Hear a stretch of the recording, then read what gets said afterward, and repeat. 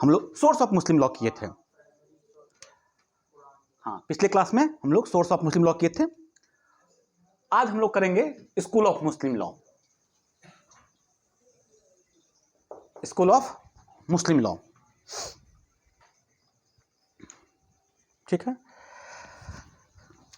जब तक प्रोफेट मोहम्मद रहे, अब सुनिएगा, फैक्ट सुनिए, कुछ कुछ आप लोग को फैक्ट बताते हैं, कहानी बताते हैं, ध्यान समझ लीजिएगा। जब तक प्रोफेट मोहम्मद लाइव रहे, यानी कि जीवित रहे, ठीक है, वह यूनिवर्सली एक्सेप्टेड थे। मुस्लिम कम्युनिटी में यूनिवर्सली एक्सेप्टेड हेड थे। उनको सभी लोग उनको क्या करता था, उनको मानता था, ठीक है। प्रोफेट मोहम्मद का नाम सुने हैं अपना नाम?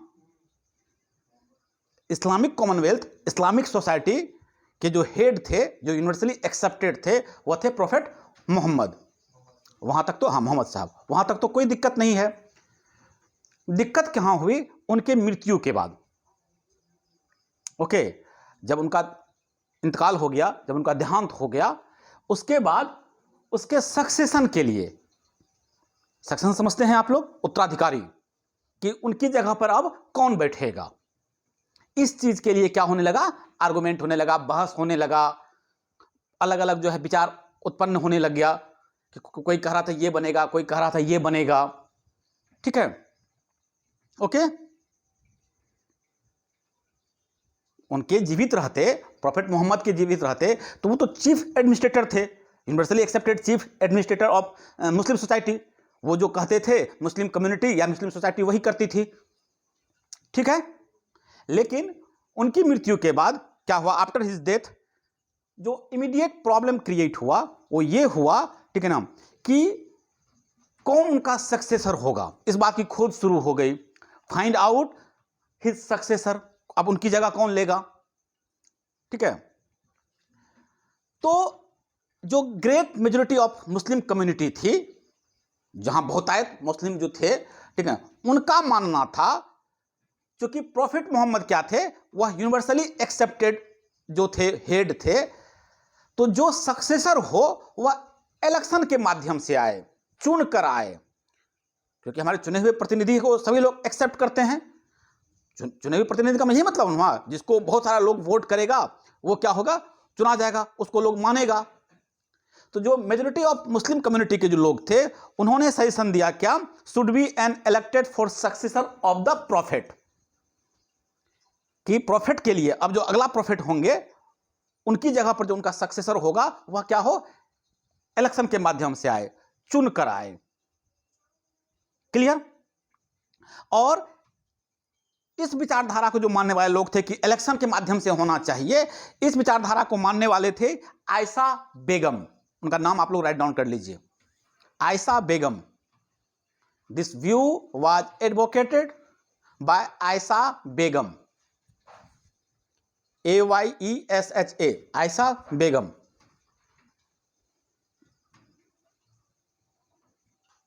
अब ये आयशा बेगम कौन थी? तो प्रोफेट मोहम्मद की सबसे छोटी वाली पत्नी, youngest wife of the prophet Mohammad, ठीक है, youngest wife of the prophet Mohammad, ये आयशा बेगम। यानी कि इनका व्यू था, इनका कहना था साफ साफ क्लियरली कि अब इनका जो भी सक्सेसर हो वह इलेक्शन के माध्यम से आए, चुन कर आए। जिनको लोग चुनेंगे वही क्या होगा, अगला प्रॉफिट होंगे, अगले जो होंगे हमारे लीडर होंगे, प्रोफेट मोहम्मद की जगह पे आएंगे। ओके, इट वाज आर्ग्यूड, अब तर्क क्या था इसके पीछे, बाय दिस ग्रुप, इस ग्रुप के द्वारा क्या तर्क था इनको, since profit exercise absolute command over the Islamic community, his successor too should be a person who could control the Muslims। क्योंकि प्रोफेट मोहम्मद का एब्सोल्यूट कंट्रोल था मुस्लिम कम्युनिटी पे, इसीलिए इसके बाद के जो लोग आए, इसके बाद का जो सक्सेसर आए, उनका भी कंट्रोल होना चाहिए मुस्लिम्स पर। तो ऐसे ही लोग चुनकर आएंगे, तब तो उनका कंट्रोल हो पाएगा। हम कहेंगे नहीं ये होगा, वो कहेगा अपनी मर्जी से नहीं ये होंगे, अगला जो हमारे जो होंगे खलीफा होंगे या हमारे जो भी हमारे लीडर होंगे स्पिरिचुअल, जिनकी बात हम लोग मानेंगे, अगर हम लोग सब अपनी अपनी राय से चुन लेंगे तो दिक्कत है। इसलिए अच्छा क्या हो कि एक फेयर इलेक्शन हो जाए और उसमें उनका चुनाव हो जाए, जो इनका अगला सक्सेसर हो पाए। ओके, यानी कि एक पक्ष के का कहना था कि election was the only method to choose the successor. Successor को चुनने का एकमात्र यही साधन है कि आप इलेक्शन करवा लीजिए। Okay, clear? कोई दिक्कत? अब इलेक्शन के माध्यम से क्या हुआ? इलेक्शन हुआ, ठीक है ना, और इस माध्यम से नाम आप लोग नोट कर लीजिएगा, अबू बकर। अबू बकर बोलते हैं उसको, बकर नहीं है वो, अबू बकर।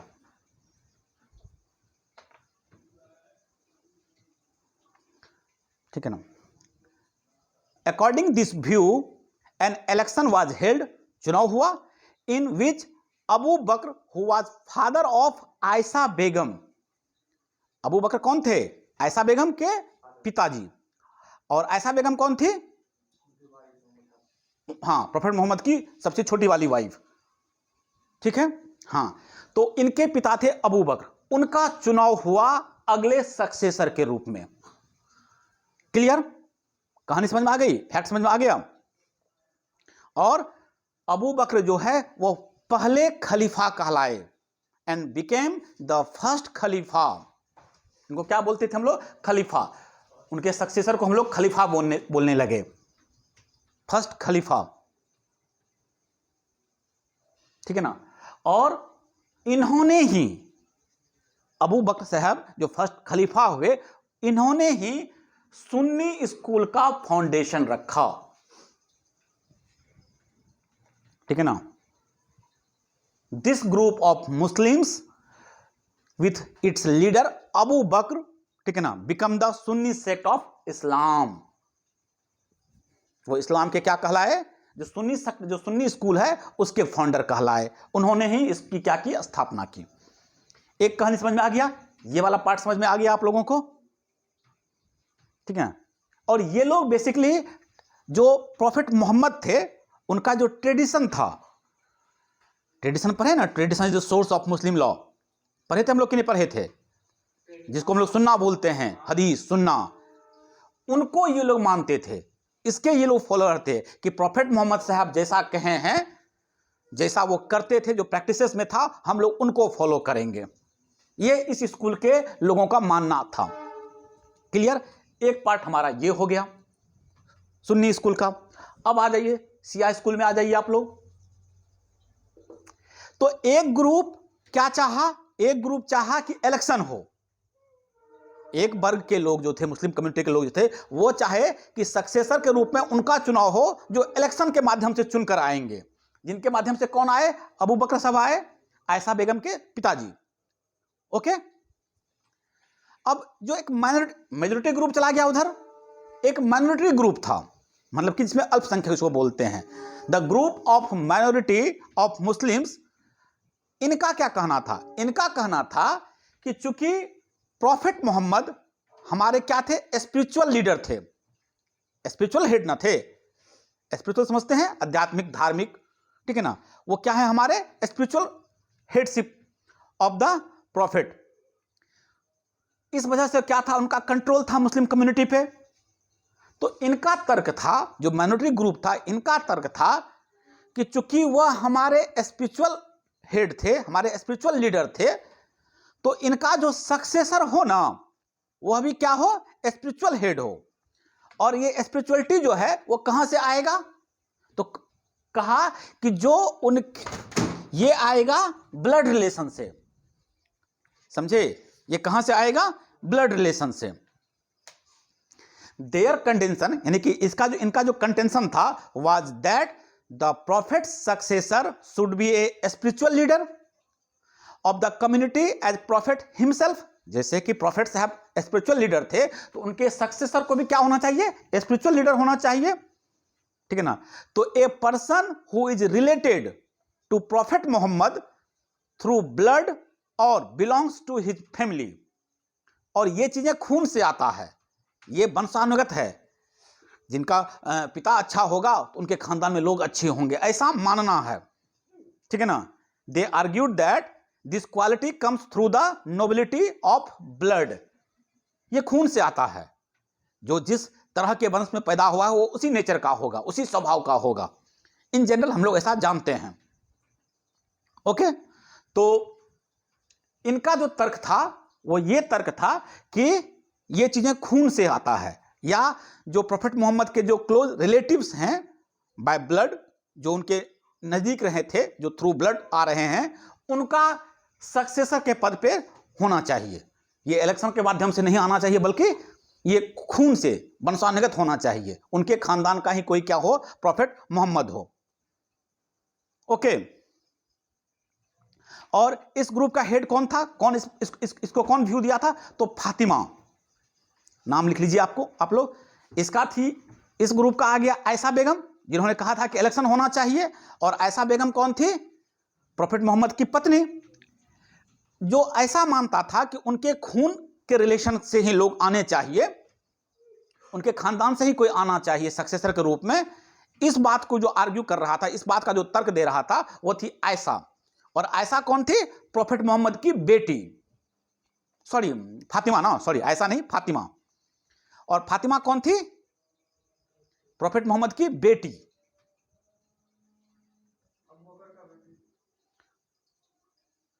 क्यों कंफ्यूज हो रहे हैं, अबू बकर तो उधर चले गए, वो तो पत्नी, उनके पत्नी के पिताजी थे ना, उनके ससुर महोदय हो गए। अबू बकर जो हुए वो प्रोफेट मोहम्मद के फादर इन लॉ हो गए। और यहां जो फातिमा के पिताजी हुए, प्रोफेट मोहम्मद फादर हुए। ओके, तो इस कड़ी में क्या हुआ, क्योंकि उनके खानदान से कोई होना चाहिए, इस कड़ी में अली, ALI, अली को नेक्स्ट सक्सेसर बनाया गया। इनके बाद सक्सेसर के रूप में इनको लाया गया अली। और अली कौन हुए, वो हुए फातिमा के हस्बैंड, यानी प्रोफेट मोहम्मद के का सन इन लॉ, दामाद। कहानी समझ में आ गई। अली हुआ क्या थे, son in law of prophet, यानी कि Fatima's husband, and was also his cousin, और उनका अपना कजन भी था। Okay, was nominated at the first imam by this group of Muslims. Okay, और इन्होंने खुद को क्या किया, सुन्नी से अलग रखा अपने आप को, और इन्होंने एक नया स्कूल बनाया जिनका नाम था शिया स्कूल। तो सुन्नी स्कूल के फाउंडर हो गए अबू बकर, और शिया स्कूल के जो फाउंडर हुए वे हुए अली। यहां पे हम लोग इनको खलीफा बोलते थे, ठीक है ना, और यहां पे इन्होंने क्या बोला अपने आप को, इमाम। ओके, अब दोनों कहानी समझ में आ गई, शिया स्कूल और सुन्नी स्कूल की कहानी। ओके, तो इस तरीके से हम लोग क्या देखते हैं कि आपका सुन्नी स्कूल और शिया स्कूल, ठीक है ना, दो महत्वपूर्ण जो है स्कूल में क्या हुआ आपका, after the death of prophet Mohammad दो स्कूल में बट गया। ओके, और दोनों का चूंकि डिफरेंस ओपिनियन था, ये ट्रेडिशन को मानते थे। ओके, और ये जनरली कुरान को फॉलो करने वाले लोग थे, एज इट इज, जैसा कुरान कह रहा है हम वैसा ही करेंगे। ठीक है, और सुन्नी स्कूल में भी सब स्कूल हुआ। सुन्नी स्कूल के अंदर जो सब स्कूल हम लोग देखते हैं, वह देखते हैं हम लोग हनीफी, मलिकी, सफाई, हनबली। ये आपको सुन्नी स्कूल का सब स्कूल है। सुन्नी स्कूल के अंदर ये चार तरह के सब स्कूल, बाद में फिर जब सोसाइटी चेंज हुआ, जब समय बदला, तो चार तरह के सब स्कूल का निर्माण हुआ अंडर द सुन्नी स्कूल। और शिया स्कूल के अंदर, ठीक है ना, ये सब स्कूल था अथना असारिया, इस्मालिया और जायद बोलते हैं जिसको, जायद, ठीक है ना। फिर उसके बाद अथना असारिया के अंदर भी दो देखते हैं, अकबरी देखते हैं, असूली देखते हैं। इस्मालिया के अंदर भी खोजा, बोहरा, इन सबको हम लोग देखते हैं। उसके बाद एक तीसरा स्कूल था मुतजिला, ठीक है ना। तीन जनरली हम लोग जो है इसका डिवीजन देखते हैं स्कूल के रूप में, एक सुन्नी और शिया। बेसिकली यही इंपॉर्टेंट है, यही मेन था भी। मुतजिला का एक मुतजिला भी आया बाद में, ठीक है ना। तो हम लोग इसको नेक्स्ट क्लास में क्या करेंगे, फिर हम लोग इसको एलोबरेट करेंगे, हम लोग एक एक करके हम लोग देखेंगे कि किसका क्या क्या रोल था, कहाँ पे क्या क्या काम था। क्लियर।